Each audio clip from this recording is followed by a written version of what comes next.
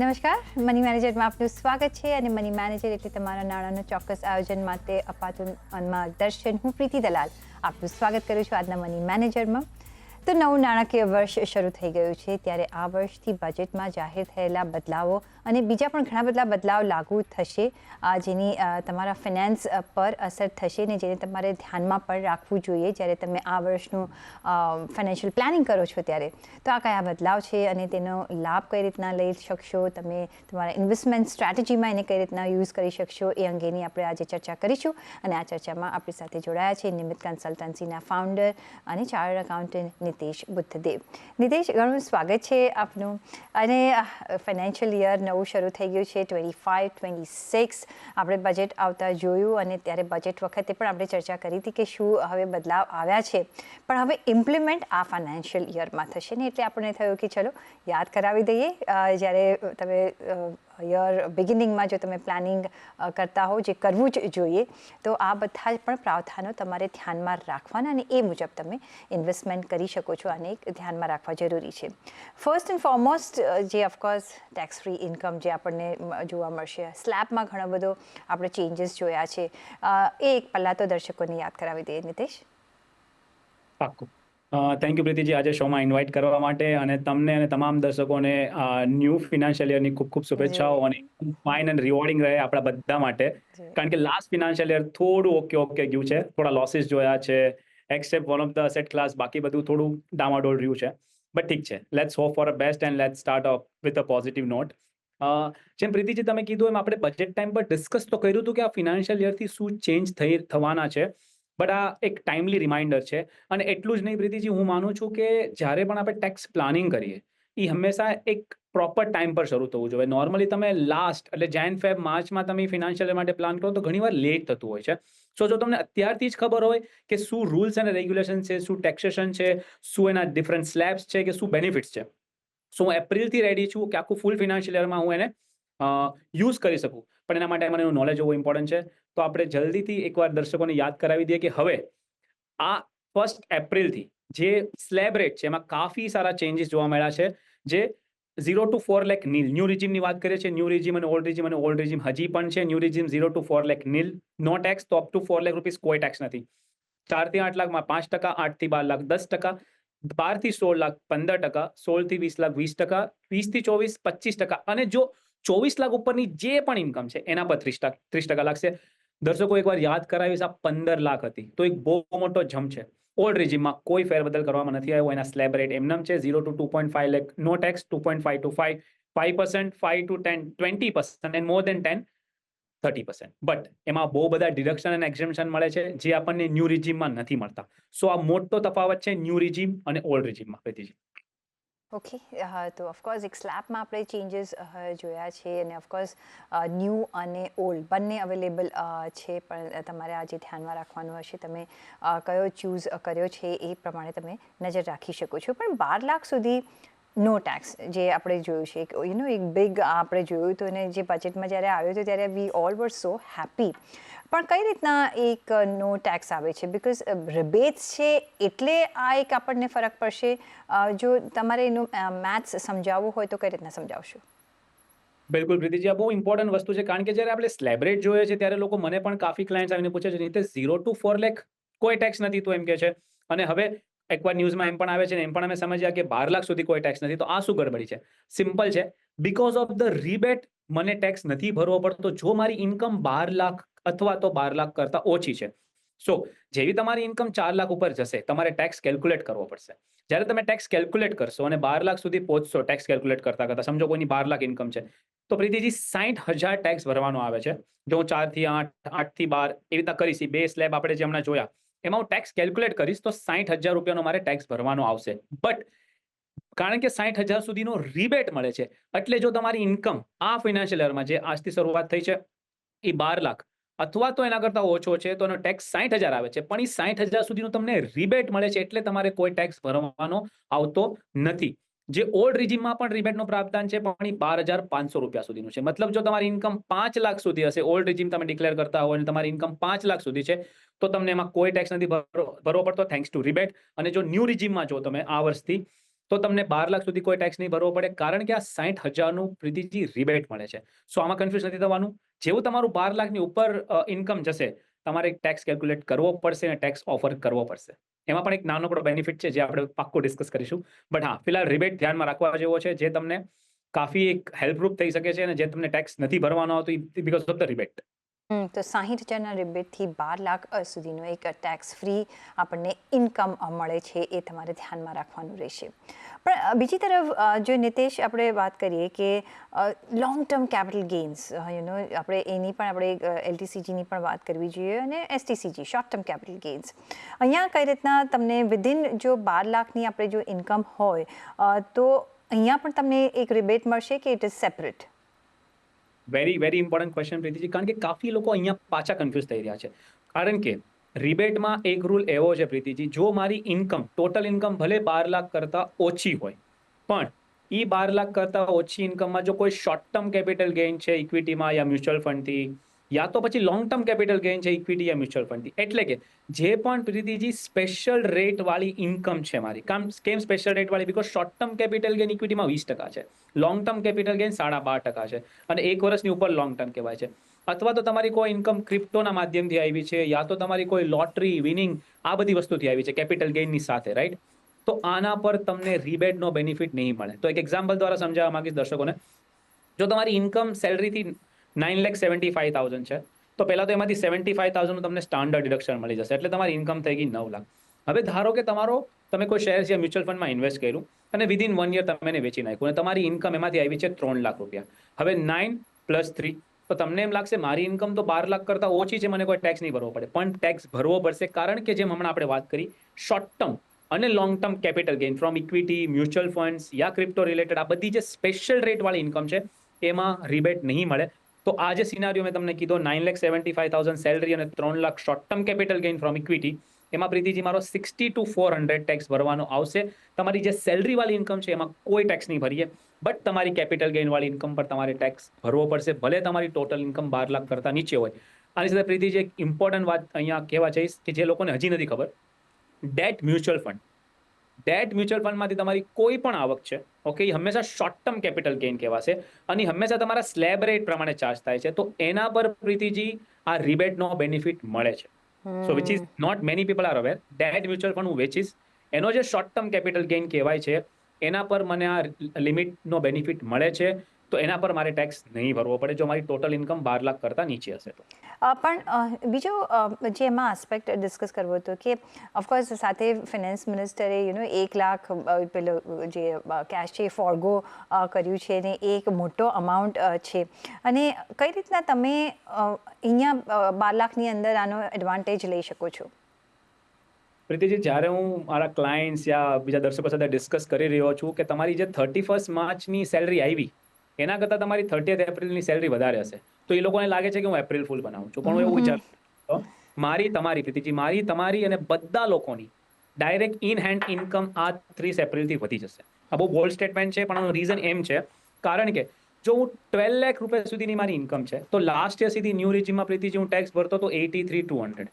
12 લાખ મારી net taxable income છે, તો લાસ્ટ યર સુધી હું 83,200 ટેક્સ ભરતો હતો. હવે આ વર્ષે મને કાંઈ નથી ભરવાનો, તો મારું સેવિંગ ઇન ટેક્સીસ થઈ ગયું 83,200.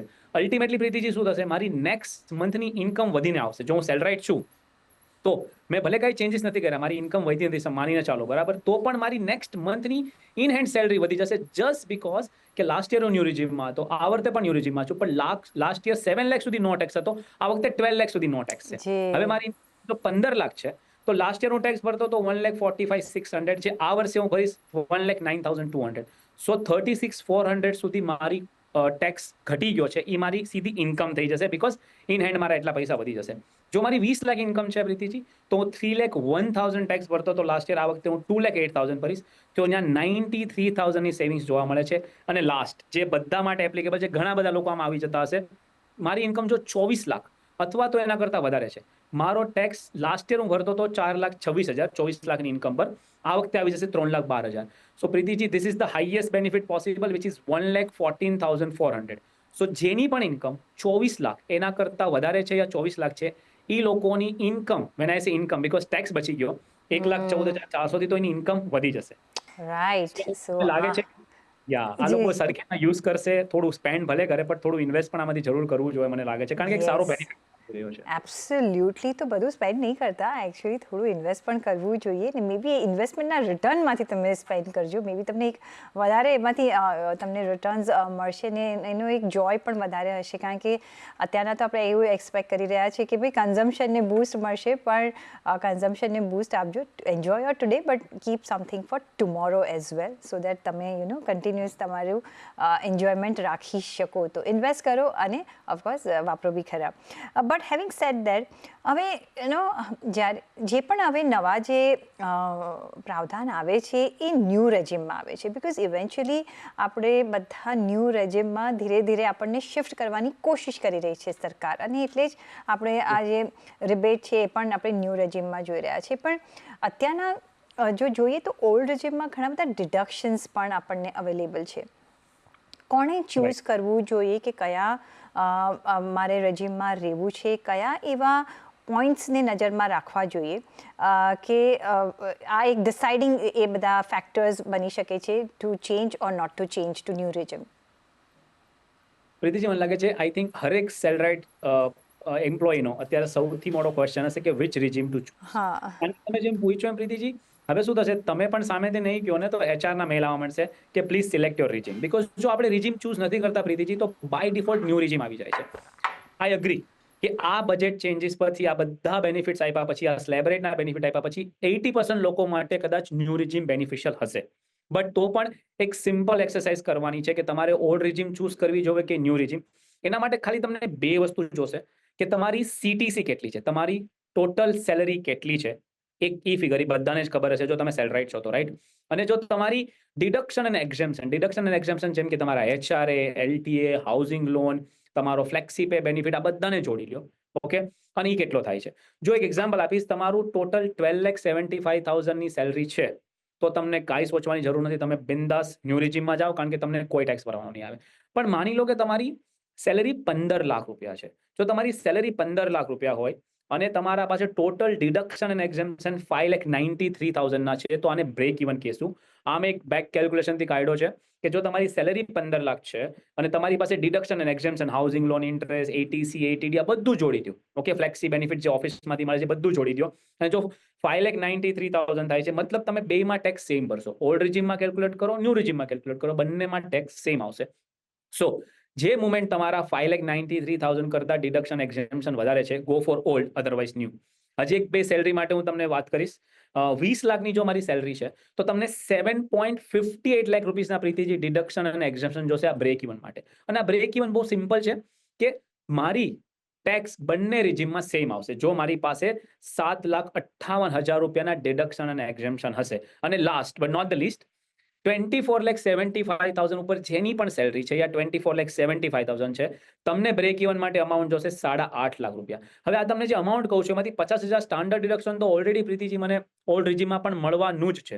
તો એની સિવાયના 8 લાખ ડિડક્શન માટે તમારી પાસે બહુ બધા 50+ ડિડક્શન અને એક્ઝેમ્પશન છે, જેમ કે ATC, ATD, ATG, housing loan, interest 2 lakh સુધીનું, યા તમારા ઓફિસમાંથી HRA, LTA મળે છે, આ બધાને છોડો. હું એમ નથી કહેતો કે તમારે ઓલ્ડ રિજીમમાં જવું જોઈએ, હું એમ કહું છું કે તમારે એક્સરસાઇઝ કરવી જોઈએ. તો તમે આ સિમ્પલ એક્સરસાઇઝ કરશો, જે આપણે ચાર્ટ આઈ થિંક દર્શકો સાથે અહીંયા સ્ક્રીન પર પણ શેર કરશું, જેથી એ લોકો સમજી શકે કે એ લોકોની ઇન્કમની સામે કેટલા ડિડક્શન અને એક્ઝેમ્પશન જોશે. અને જો એની પાસે હશે અને એની કરતાં વધારે હશે તો ઓલ્ડ રિજીમ હજી પણ બેનિફિશિયલ છે. તો પ્રીતિજી એમ કહીશ, old is still not dead. તમારે ખાલી એનાલાઇઝ કરવાની જરૂર છે. ઓલ્ડ ઇઝ સ્ટીલ ગોલ્ડ એમ કહી શકાય. ઓલ્ધો જે ન્યૂ રેજિમ છે એ વધારે એટ્રેક્ટિવ કરવામાં આવી રહી છે, જે શાઇન કરવામાં આવી રહી છે, લાઈક ડાયમંડ્સ મે બી એવું કહી શકાય. પણ તમે બંને રેજિમ ઇઝ ગુડ. ઇટ ડિપેન્ડ્સ કે તમે કઈ રીતના તમારું નિવેશ છે, તમારું ઇન્કમ શું છે, કઈ રીતના તમને વધારે બેનિફિશિયલ બની શકે છે રેજિમ, તો એના પર આપણે ડિસાઇડ કરવાનું રહેશે. પણ બીજો જે એક આસ્પેક્ટ છે કે ઓકે, તમારું 12 લાખ સુધીની જે પણ ઇન્કમ છે એના પર ચલો, હવે તમને રિબેટ મળશે, કોઈ ટેક્સ લાગશે નહીં, અને જો તમે એનું વર્કિંગ અને એના પ્રમાણે જો ઇન્વેસ્ટમેન્ટ કર્યું હશે તો તમને આ એક તમે મોટા એક અમાઉન્ટ પર આવી શકશો. પણ સપોઝ મારી ઇન્કમ 12 લાખને 5,000 થાય છે, તો પછી મારે ટેક્સ ભરવો પડશે, અને જો ભરવો પડશે તો કેટલા અમાઉન્ટ પર ભરવો પડશે? વેરી વેલિડ પોઈન્ટ પ્રીતિજી, કારણ કે ઘણા લોકો એવા હશે જે કદાચ એની ઇન્કમ 12 થી 13 લાખ યા 12 થી 13.5 લાખ સુધી હશે, અને બધાનો ક્વેશ્ચન આવી રહ્યા છે કે જો મારી ઇન્કમ ખાલી 5-10 હજારથી વધારે છે, જેમ તમે એક્ઝામ્પલ આપ્યું કે જો 12 લાખ સુધી કોઈ ટેક્સ નથી, પણ ધ મોમેન્ટ 12 લાખ અને 1 રૂપિયો પણ વધારે આવ્યો તો મને ટેક્સ ભરવો પડશે, કારણ કે હવે બેનિફિટ નથી મળતો. અને આપણે વાત કરીએ છીએ નેટ ટેક્સેબલ ઇન્કમની. સો એક્ઝામ્પલ આપું, સમજો કોઈની ઇન્કમ 12,10,000 છે, મતલબ કોઈની સેલરી ઇન્કમ માની લો કે 12,85,000 છે, એમાંથી પહેલા 75,000 નું સ્ટાન્ડર્ડ ડિડક્શન કાઢી નાખો, એટલે બચ્યા 12,10,000. હવે પ્રીતિજી, આ 10,000 માટે હું ટેક્સ કેલ્ક્યુલેટ કરીશ 4 લાખથી, 0 to 4 lakh Neel, 4 to 8, 8 to 12, અને બીજા 10,000, રાઈટ? તો ટોટલ ટેક્સ આવે છે પ્રીતિજી 61,500 નો, જસ્ટ બીકોઝ મારી ઇન્કમ 10,000 થી વધી, પણ મારે હવે મને રિબેટ નહીં મળે.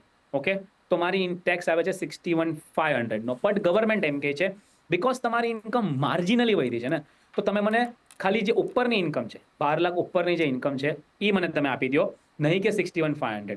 સો 12,10,000 ની નેટ ટેક્સેબલ તમારી જો ઇન્કમ છે તો તમારો ટેક્સ આવશે 61,500, પણ તમારે એ નથી ભરવાનો, કારણ કે માર્જિનલ રિલીફ મળશે તમને, એનું નામ છે માર્જિનલ રિલીફ. તમારે ખાલી 10,000 રૂપિયા ટેક્સ દેવો પડશે. એક્ઝામ્પલ હજી એક આપું છું, માનો કે તમારી ઇન્કમ ટેક્સેબલ ઇન્કમ, અગેન હું જ્યારે ઇન્કમ કહું છું, નેટ ટેક્સેબલ ઇન્કમ છે after your standard deduction and all, so 12,70,000 રૂપિયા છે. સો એના પર ટેક્સ આવે છે 70,500. બટ તમારી ઇન્કમ 70,000 થી વધી, પણ ટેક્સ 70,500 આવે છે, તો ગવર્મેન્ટ એમ કે છે ખાલી 70,000 મને ઉપરના આપી દો, અને 70,500 આપવાની જરૂર નથી. હજી એક, જો તમારી 12,50,000 ની ઇન્કમ છે તો તમારો ટેક્સ આવે છે 67,500, પણ ઇન્કમ તો મારી 50,000 થી વધી, પણ ટેક્સ 67 આવી ગયો, તો અગેન માર્જિનલ રિલીફ મળશે. તો એ રિલીફ છે કે તમારે 50,000 ટેક્સમાં ભરી દેવાના છે, નહીં કે 67,500. બટ તો પ્રીતિજી, લાસ્ટ સુધી મેં કેલ્ક્યુલેટ કરીને જોયું કે કયા ઇન્કમના સ્લેબ્સ છે જ્યાં સુધી આ મળશે. તો તમારી ઇન્કમ 12,75,000 યા એનાથી વધારે હશે તો તમને માર્જિનલ રિલીફ નહીં મળે. 12,75,000 ની નેટ ટેક્સેબલ ઇન્કમ હશે, કારણ કે જ્યારે એના પર હું ટેક્સ કેલ્ક્યુલેટ કરું છું પ્રીતિજી, તો 71,250 આવે છે. ઓકે, 12,75,000 ઇન્કમ પર 71,250 આવે છે, જે 75,000 કરતા ઓછો છે. 12 લાખ ઉપર મારી જે ઇન્કમ છે 75,000, અને ટેક્સ ભરવાનો આવે છે 71,250. સો ગવર્મેન્ટ એમ કહે છે now don't pay of course 75,000 because is higher, તો you pay 71,250 as a tax. કે કરંટ ફાઇનાન્શિયલ યર એટલે FY 25-26 માટે કઈ રીતના changes income tax point of view આવ્યા છે, જે તમારે ધ્યાનમાં રાખવા પડશે તમે જ્યારે નિવેશ કરી રહ્યા છો ત્યારે, અને બીજા બી કયા એવા આસ્પેક્ટ્સ છે એને પણ તમે ધ્યાનમાં રાખજો જ્યારે તમે આખા નવા વર્ષની શરૂઆત કરી રહ્યા છે. નીતિશ, TCS અને TDSમાં પણ ઘણો બધો ફેરફાર થયો છે ને એને પણ એક ધ્યાનમાં રાખવો જોઈએ. તો આ કયા એરિયાઝમાં ફેરફાર થયો છે જે આપણે આપણા ફાઇનાન્શિયલ પ્લાનિંગમાં ઇન્ક્લુડ કરવું જોઈએ? બિલકુલ પ્રીતિજી, 1 એપ્રિલથી TDS, બીકોઝ બજેટમાં જે અનાઉન્સ થયું એ પ્રમાણે TDS અને TCS બંનેમાં ઘણા ખરા ચેન્જીસ થયા છે, અને TDS અને TCS આપણા દર્શકોને ખબર હશે જ તે, તો પણ એક સિમ્પ્લિફાઈ કરી દઈશ એક સિમ્પલ વન લાઇનમાં, કે TDS એટલે કે જે મારી ઇન્કમ પર જે ટેક્સ કટ કરે છે, જ્યારે મને કોઈ પૈસા આપે છે એ પહેલા એક ટેક્સ કટ કરે છે, ભલે એ સેલરી પર હોય, પ્રોફેશનલ ફીસ પર હોય, મારા ડિવિડન્ડ પર હોય, તો એક TDS કપાઈ જાય છે. આનાથી પ્રીતિજી શું થાય છે કે મારો પર જ્યારે પણ ઇન્કમ આવે છે ત્યારે પર ઇન્કમ પર યા પર મંથ પર મારો ટેક્સ કપાઈને ગવર્મેન્ટને જમા થઈ જાય છે. આનાથી ઓફકોર્સ ગવર્મેન્ટને રેગ્યુલર ટેક્સ ફ્લો મળે છે, અને મારી ઇન્કમ થોડી મારા હાથમાં ઓછી આવે છે. અલ્ટિમેટલી મને ટેક્સ તો ભરવાનો જ છે, પણ એના લીધે મારી ઇન્કમ થોડી મારા હાથમાં અત્યારે ઓછી આવે છે, તો મારો કેશ ફ્લો અફેક્ટ થાય છે. TCS સિમ્પલ છે, અહીંયા ઇન્કમ પર ટેક્સ લાગે એ TDS છે. જ્યારે હું કોઈ એક્સપેન્સ કરું એના પર મારો એક ટેક્સ કટ થાય છે, જે ટેક્સ નથી, પણ એક ખાલી એક વસૂલવામાં આવે છે તમારી એક્સપેન્સને ટ્રેક કરવા માટે, જે તમે રિટર્નમાં ક્લેમ કરી શકો છો. સો આ TDS અને TCS છે. આમાં બહુ સારો એક બેનિફિટ જોવા મળી રહ્યો છે સિનિયર સિટીઝન માટે. સૌથી પહેલા પ્રીતિજી, ઇન્ટરેસ્ટ ઇન્કમ જે છે, જે સિનિયર સિટીઝન છો અને કોઈની ઇન્ટરેસ્ટ ઇન્કમ છે, તો અત્યાર સુધી કેવી રીતે થતું હતું, જો તમારી ઇન્કમ 50,000 ની ઉપર હોય તો TDS ડિડક્ટ થતો હતો. હવે એ લિમિટ વધારીને 1 લાખ થઈ છે, તો તમારે 1 લાખ સુધીની તમારી fix deposit, post office deposit, આ બધીની 1 લાખ ઉપર ઇન્કમ જાય ત્યારે જ TDS ડિડક્ટ થશે. સો ઓફકોર્સ તમે 15G 15H યુઝ કરતા હશો, બટ તમને એ દેવાની જરૂર નથી જો તમારી 1 લાખ સુધીની જ તમારી ઇન્કમ છે ફ્રોમ ઇન્ટરેસ્ટ. હવે આ જો કોઈ નોન સિનિયર સિટીઝન છે તો એની TDSની લિમિટ 40,000 હતી, એ વધારીને 50,000 થઈ છે. સિનિયર સિટીઝનની 50,000 થી 1 લાખ કરવાની છે. જે આપણને ડિવિડન્ડ આવે છે પર કંપનીમાંથી, મને જો કોઈ ડિવિડન્ડ 5,000 રૂપિયા કરતાં વધારે આવે તો એના પર મારો ટેક્સ TDS કટ થાય છે. હવે એ લિમિટ વધારીને પર કંપની મારી 10,000 થઈ ગઈ છે. તો અહીંયા એક કાફી એક સારી લિમિટ, એક બેનિફિટ મળ્યો છે કે તમારું 10,000 કરતાં કોઈ કંપનીમાંથી ડિવિડન્ડ આવશે તો એના પર TDS ડિડક્ટ નહીં થાય. અત્યાર સુધી પ્રીતિજી રેન્ટ પર 2,40,000 ની ઉપર TDS ભરવાનો હતો, હવે એ લિમિટ ચેન્જ થઈને 50,000 પર મંથ થઈ ગઈ છે. ઘણા લોકો એમ કહે છે 6 લાખ થઈ ગઈ છે, પણ એ થોડું ડિફરન્ટ ઇન્ટરપ્રિટેશન છે. એવરી મંથ જો 50,000 કરતાં વધારે મને રેન્ટ રિસીવ થાય છે તો મને કંપની યા જેની પાસેથી મેં રેન્ટ પર આપ્યું છે એ મને TDS ડિડક્ટ કરીને આપશે. અને પ્રોફેશનલ ફીસ, જ્યારે હું કોઈને પ્રોફેશનલ ફીસ ચાર્જ કરું છું તો 30,000ની ઉપર જો મારી ફીસ ચાર્જ કરું તો એ લોકો મારો TDS કાપે છે. પણ હવે એ લિમિટ વધારીને 50,000 કરવાની છે. સો આ જે ચેન્જીસ છે એ TDS પર છે. એટલા જ ઇમ્પોર્ટન્ટ TCSમાં પણ જોવા મળ્યા છે પ્રીતિજી, જેમ મેં કીધું એમ કે જ્યારે હું અહીંયાથી કોઈ મની ફોરેન અબ્રોડ રેમિટ કરું છું કોઈ એક્સપેન્સ માટે, એ મારું હોઈ શકે મારે ઇન્વેસ્ટ કરવું છે, માની લો બરાબર છે, મારે ફોરેન સ્ટોક્સમાં ઇન્વેસ્ટ કરવું છે યા મારે ફોરેન ફરવા જવું છે, ઓકે, તો આ બધા પર એક TCS લાગે છે. અત્યાર સુધી જો મારે કોઈ એડ્યુકેશન પર્પઝ માટે, સમજો મને મારા સિબ્લિંગને, મને મારી ડોટરને, મને મારી વાઈફને ફોરેન એડ્યુકેશન માટે મોકલવી છે અને એના માટે હું લોન લઈને પૈસા રેમિટ કરું છું, એના પર પણ 7 લાખ સુધી TCS હતો 0.5%નો, એ હટાવી દેવામાં આવ્યો છે. તો હવે કોઈ પૈસા રેમિટ કરશો, એડ્યુકેશન લોન લઈને રેમિટ કરશો તો એના પર કોઈ TCS નથી આ વર્ષથી 1 એપ્રિલથી. બટ એ સિવાયના તમે કોઈ હોસ્ટેલના એક્સપેન્સ માટે તમે કરો છો યા લોજિંગ બોર્ડિંગ માટે તમારા સન ડોટર માટે, તમારા રિલેટિવ માટે પૈસા રેમિટ કરો છો તો અપ ટુ 7 લાખ 5% TCS કપાશે. હવે 10 લાખ સુધી કોઈ TCS નહીં કપાય અને 5 lakh up to about 10 lakh જ 5% TCS કપાશે. મેડિકલ ટ્રીટમેન્ટ માટે પર અપ ટુ 7 લાખ કોઈ TCS નથી, અબાઉટ 7 લાખ 5% છે, ઈ લિમિટ વધારીને 10 લાખ થઈ છે. અનધર ઇમ્પોર્ટન્ટ થિંગ કે જ્યારે મને ફોરેન ઇન્વેસ્ટ કરવું છે તો 7 લાખ સુધી મને કોઈ ટેક્સ નથી ભરવાનો, પણ 7 પછી 20% TCS પ્રીતિજી મારો ડિડક્ટ થાય છે. એ હવે 10 લાખ સુધી થઈ ગયો છે. તો મને કોઈ ફોરેનમાં ઇન્વેસ્ટ કરવું છે, કોઈ સ્ટોક્સમાં રેમિટ કરીને ઇન્વેસ્ટ કરવું છે તો હવે મને 10 લાખ રૂપિયા સુધી કોઈ પણ TCS નહીં ભરવો પડે. અને ઇમ્પેક્ટ તમે પ્રીતિજી જોશો તો બહુ વધારે છે, કારણ કે જો હું 7 લાખ ઉપર જો હું રેમિટ કરું ફોરેનમાં ઇન્વેસ્ટ કરવા માટે, બરાબર છે, તો 7 લાખ ઉપર 1 લાખ મારે રેમિટ કરવો હોય, જેમ કે 8 લાખ રૂપિયા, તો આ 1 લાખ ઉપર મારે 20,000 એક્સ્ટ્રા પૈસા સ્પેન્ડ કરવા પડે અને જે મને મને બાદ મળે જ્યારે હું રિટર્ન ફાઇલ કરું. તો આ એક બહુ સારી લિમિટ મળી ગઈ છે 10 લાખ સુધીની તમારા કોઈ ફોરેન ઇન્વેસ્ટમેન્ટ્સ માટે યા કોઈ વસ્તુ માટે. જી, તો આ ઘણા બધા પ્રાવધાન પણ છે TCS TDSના, એ પણ તમારે ધ્યાનમાં રાખવા પડશે. ને એ સિવાય પેન અને આધાર લિંક નહીં થવા પર તમને ડિવિડન્ડના પેમેન્ટ પર એક બ્રેક પણ મળશે અને સાથે મ્યુચ્યુઅલ ફંડ અને ડીમેટ ખાતા માટે KYC કરી લેવું હવે અનિવાર્ય છે. એ પણ મુદ્દાઓ તમે ધ્યાનમાં રાખજો. અને બીજા જો નાના આપણે જોઈએ કે કઈ રીતના તમારા ટેક્સ વધશે કે ઓછા થશે. ઓફકોર્સ નેશનલ હાઈવે પર 3% વધારે હવે ટોલ ટેક્સ થશે. સરકારી બેંકોના ખાતામાં એક મિનિમમ બેલેન્સ જો તમે નહીં રાખો તો તમને દંડ નહીં રહે. એ પણ એક મોટું તમે એક સેવિંગ થોડું કરી શકો છો. અને 7,500 વધારે રૂમવાળા રેન્ટવાળા હોટેલ પર 18% GST પણ લાગશે. એટલે આવા ઘણા બધા નાના મોટા આપણે ચેન્જીસ જોઈ રહ્યા છીએ. બિસાઇડ્સ ઇન્કમ ટેક્સ અને TDS TCS આ બધું જ આપણે ધ્યાનમાં રાખીશું કે ક્યાં આપણે બચત કરી શકીએ છીએ ને ક્યાં આપણે થોડા વધારે પેમેન્ટ કરવાના છે, જેથી તમારે ફાઇનાન્શિયલ પ્લાનિંગમાં તમે આ બધું જ ઇન્ક્લુડ કરી શકો. પણ ઓન દેટ નોટ નિતેશ, ઘણો આભાર તમારો અમારી સાથે આજે જોડાવા બદલ અને તમારા એક રીકેપ કરવા માટે, જેથી એક આપણા દર્શકોને ઘણો બધો અહીંયા લાભ મળશે. પણ અને સાથે જ પર્સનલ ફાઇનાન્સના તમારા સવાલ અમને મોકલો. તમારું નામ, શહેર, ઉંમર સાથે ઈમેલ કરો અમને money@nw18.com પર, ફેસબુક પર લખો અમને facebook.com/CNBC50 પર અને વોટ્સએપ પણ કરી શકો છો 75066600 પર. અને આ સાથે જ મની મેનેજરના એપિસોડમાં બસ અત્યારના આટલું જ. પાછા મળીશું નેક્સ્ટ એપિસોડમાં. ત્યાં સુધી આપશો રજા. નમસ્કાર.